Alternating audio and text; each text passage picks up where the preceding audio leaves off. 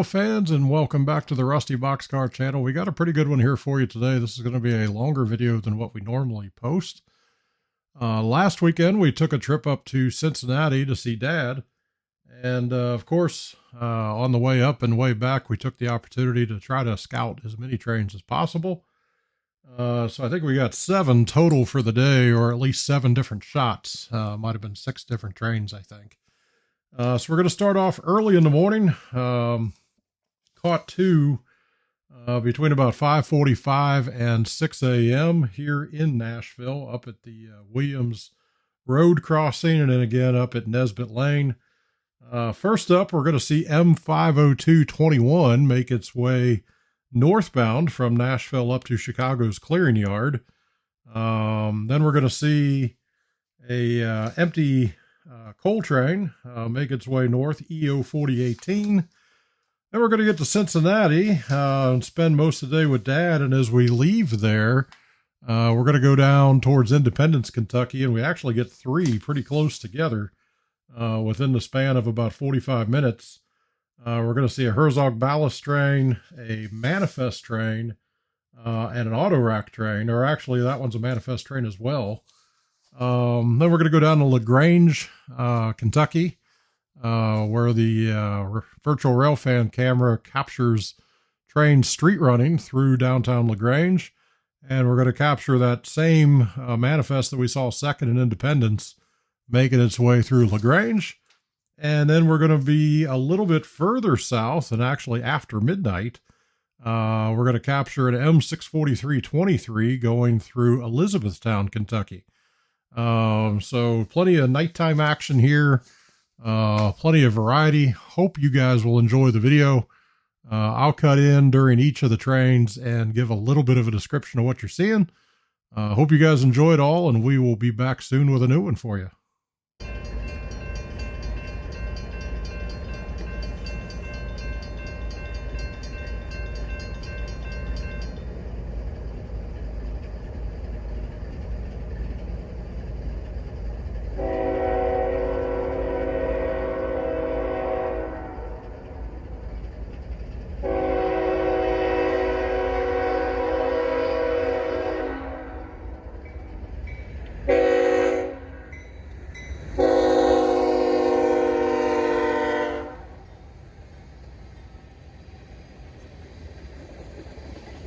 All right, so first up here, we've got M50221. This is a daily manifest making its way north from Nashville's Radnor Yard up to Chicago Clearing Yard.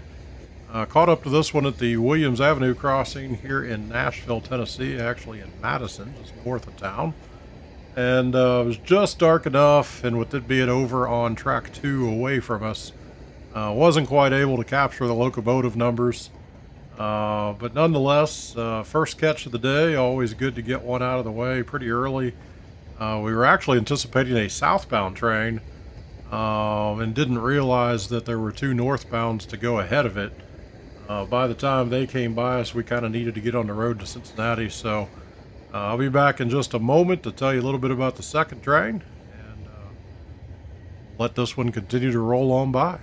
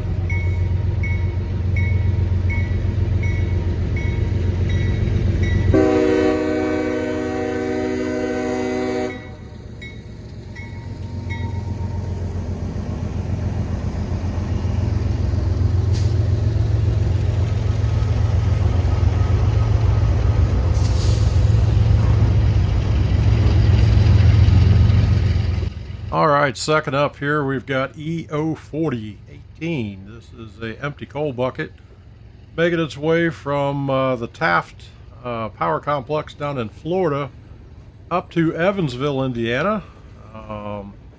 Led up by 5261 and 524 at its YN2 paint. This one's kind of a slow mover. Well, fortunately for us, it was a pretty short one. This is at the Nesbitt Road crossing right there behind the former Ford dealership. I think they sell used Fords and do service out of there now. So this is going to be it for us on the way north. We did see a few other trains. We actually saw a BNSF train on the CNO and TP.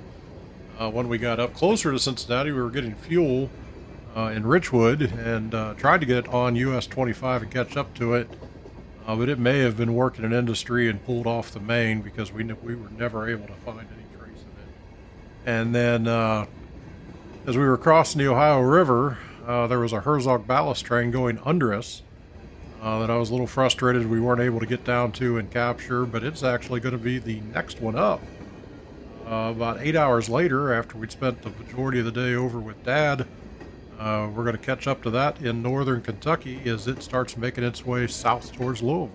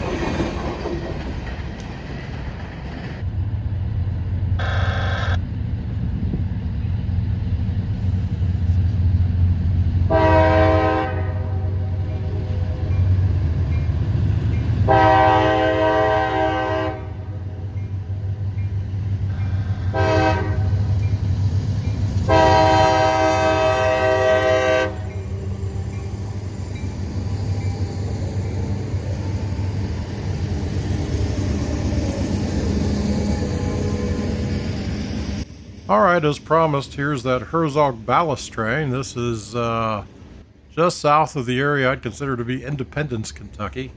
When looked up on GPS, it actually comes up with a Covington, Kentucky mailing address. But this is WO8918, a Herzog ballast. Originated and will wind up back in Vulcan, Virginia. As it made its way to the west, we're going to catch it here coming south from Cincinnati down towards Louisville, and it appeared that Louisville was going to be the furthest point that it would go, and then it would head back to Vulcan. Led up by 7232, 4226, and 559.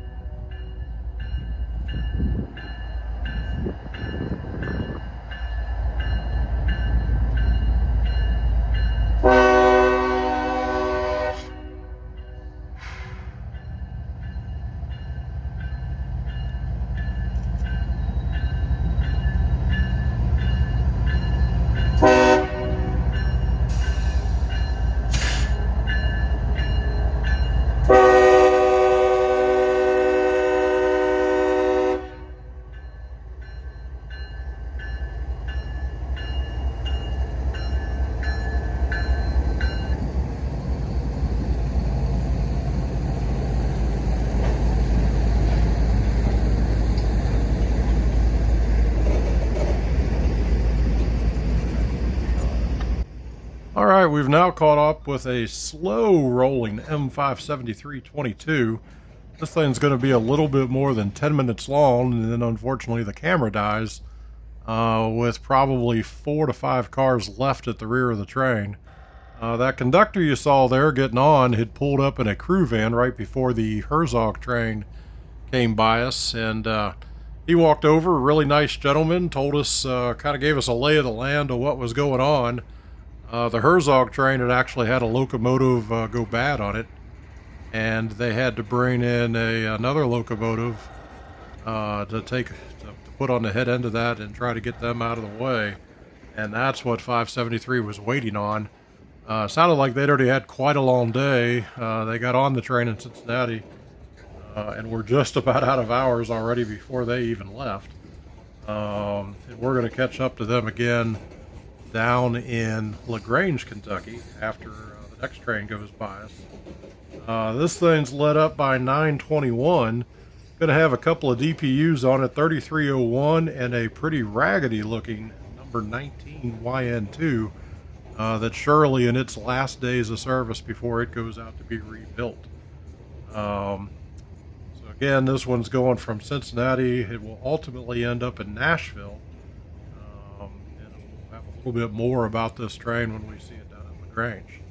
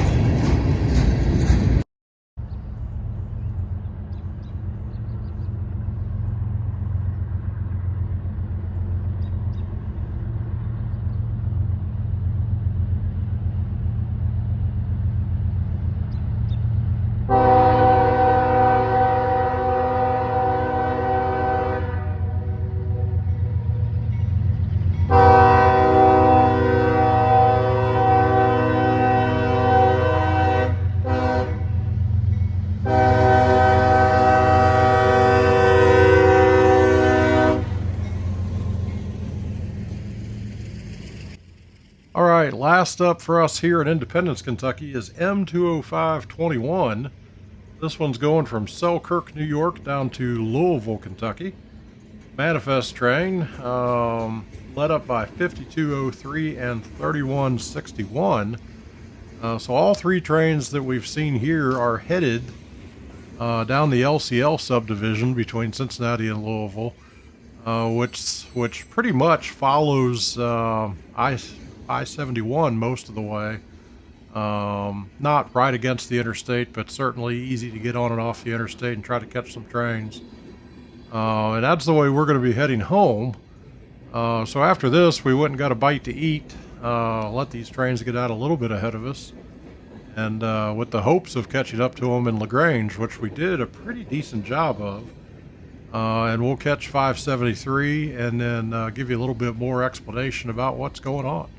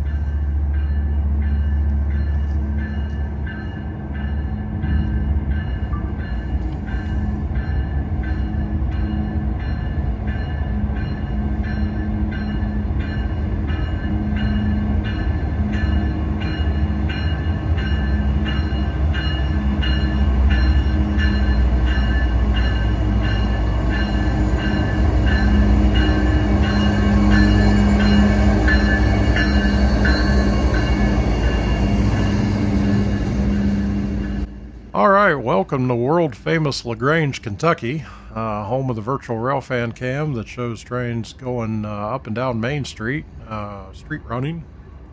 This is that M57322. Now, a few things going on here. A, you see those what appears to be a father and son over there to the left side of the screen.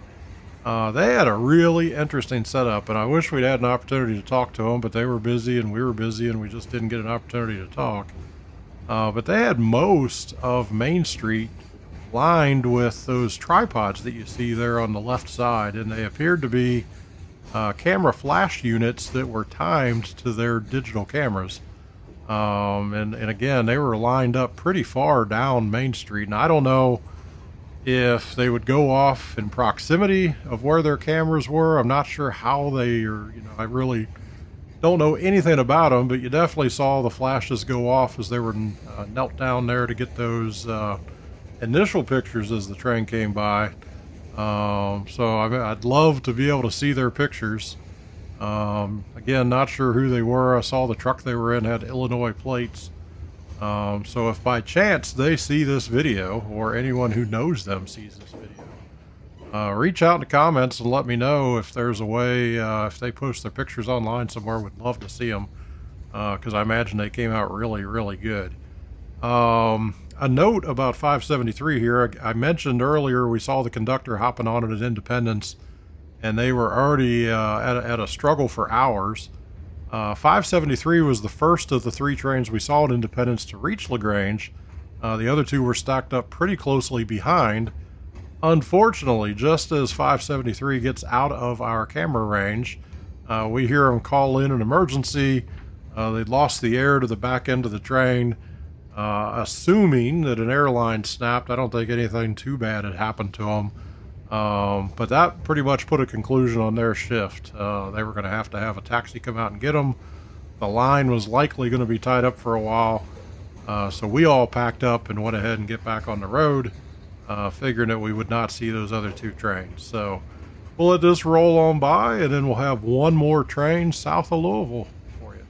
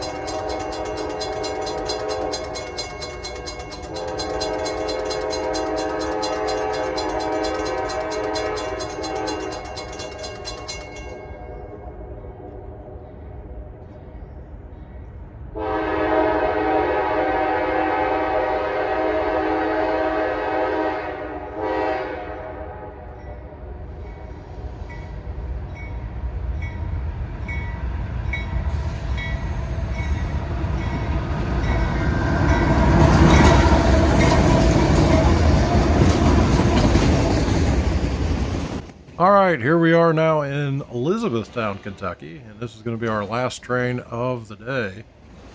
We actually didn't catch this until the next day, if you will. The local time zone showed 12:47 when I took a screenshot from my phone of something that we were looking at there. So M64323. This is a Louisville, Kentucky to Manchester, Georgia, Waycross, Georgia. Manifest train, auto rack train, lit up by 7206 and 258 in a YN2 paint. And then we're going to see 3177 as a mid DPU. Got pretty nervous there right before the train got to us when that person crossed over the tracks and then doubled back. I was really hopeful they were not going to cross the tracks because they did not have time to do that. Fortunately, they turned back around and went away. But definitely a little bit of a scary moment there for us. Something I hope I never ever see while I'm out on the ramp. So, hope you guys have enjoyed the trip. Pretty long day. We left just at 5 o'clock Nashville time on Saturday morning. Pulled back in the driveway at 3:30 Sunday morning. But it was a great day. Caught lots of trains. Spent lots of time with Dad. Helped him out with a few things. Had some good food. My sister came over, fixed dinner for us, and that was fabulous. And then Adam and I stopped at a Skyline Chili around 9 o'clock in Cincinnati. Got some Skyline. Stopped at a local grocery store and bought some Skyline and La Rosa's pizza sauce and Frisch's tartar sauce and some other Cincinnati classics. And then topped it all off at about 1:30 in the morning at the Buc-ee's in Smiths Grove, Kentucky with a pork barbecue sandwich. So long day, but a good day. Had a lot of fun, and hope you guys have enjoyed the video recap of it. We'll be back soon with a new video for you.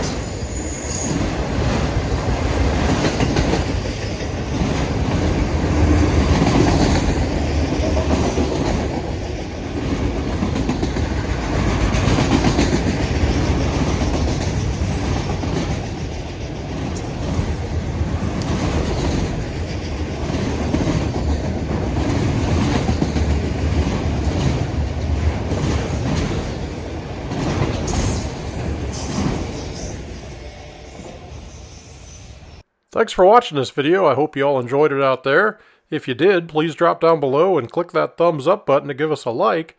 Also, don't forget to subscribe to our channel, either clicking the subscribe button down below, or you can hit the Rusty Boxcar logo on the right side of the screen. Drop us a comment also. We enjoy those, and we'll try to answer them as fast as we can.